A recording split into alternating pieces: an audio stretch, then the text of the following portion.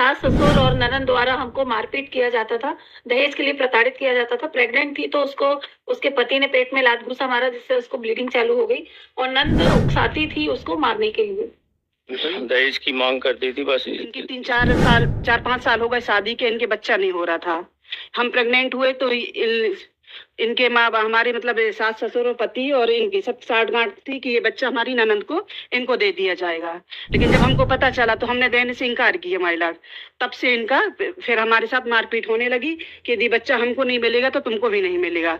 और ये घटना वीडियो कॉल में पूरा भड़का रही थी कि ये बच्चा यदि मेरा नहीं है तो इसका भी नहीं हो सकता है। जा रही कि केस वापस लिया जाए, नहीं तो तुम्हारे जैसे तुम्हारे बच्चे के साथ हुआ है वैसे ही तुम्हारे साथ होगा। महिला Yes, my lord. First will application under section 438, my lord. Applicant and Nanan, my lord. Offense 498A, 323, 506, 315 and 34 of IPC and 34 Dowry Prevention Act, my lord. As per allegation, my lord, kindly see page number 11, my lord. Yes.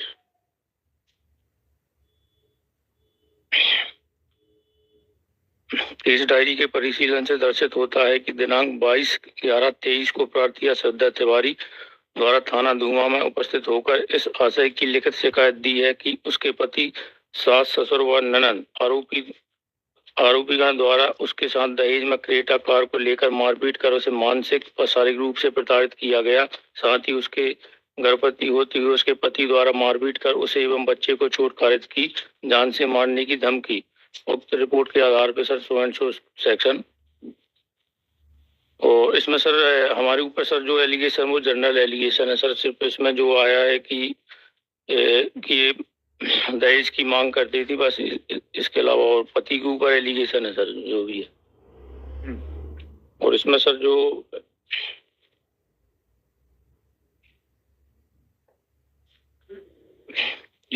इसमें sir ये 3 साल से sir ये अलग रहती हैं sir, ये अपने ससुराल में रहती हैं, जॉब करती हैं सर नोएडा में।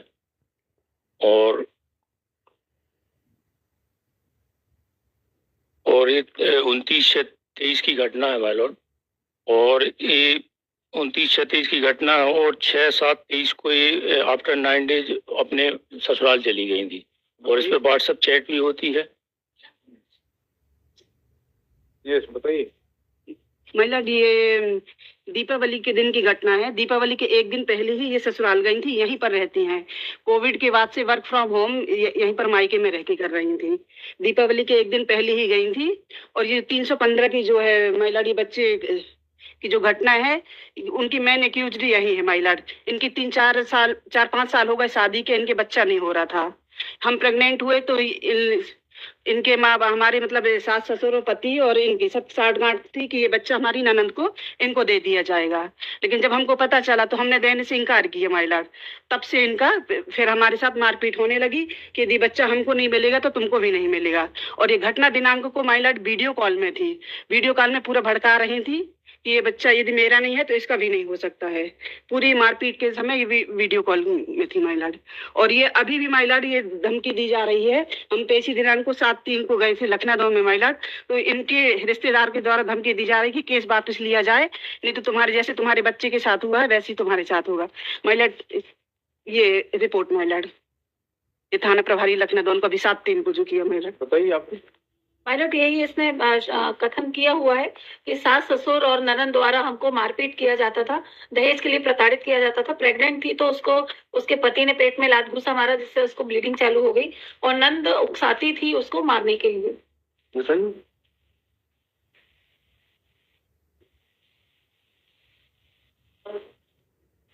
वन 64 में भी बच्चे की जरूरत नहीं है ऐसा।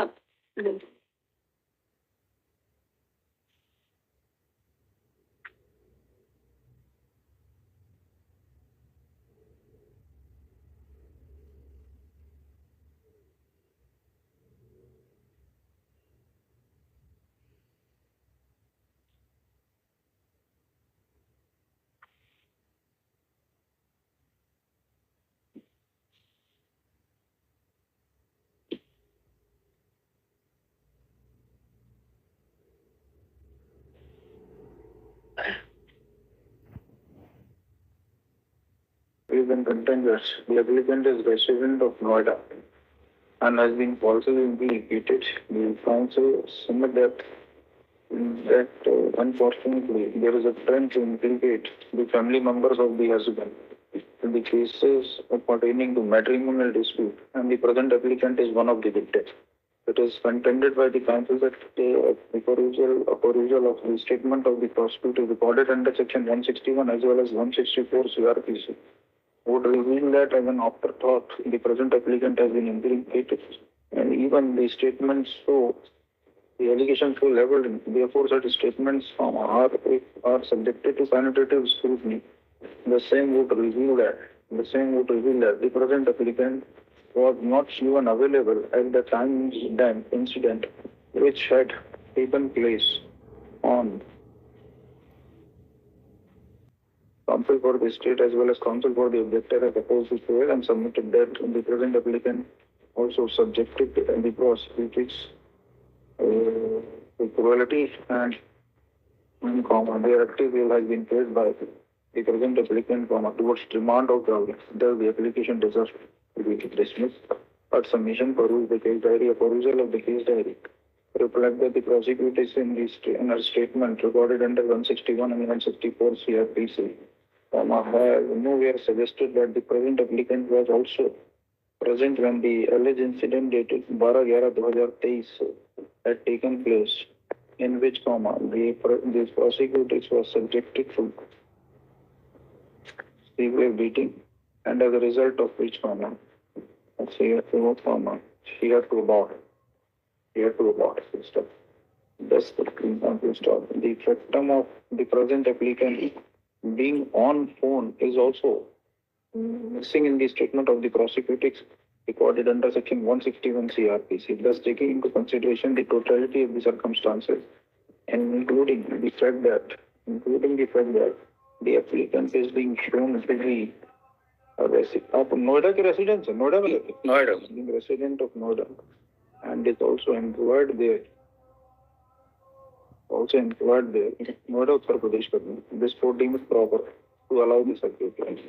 मतलब हमारे पास व्हाट्सएप चैटिंग भी है माइलर जिसमें ये दिया गया है, अभी आज ही मिली है माइलर में पेश कर दूं माइलर कि जिसमें ये स्पष्ट दिया गया है कि ये बच्चे को मारना चाहते हैं, पति और हमारी व्हाट्सएप चैटिंग माइलर। जिस दिन मारा उस दिन ये थी नहीं वहाँ पे, वो तो आप ही के स्टेटमेंट में है, he was not there.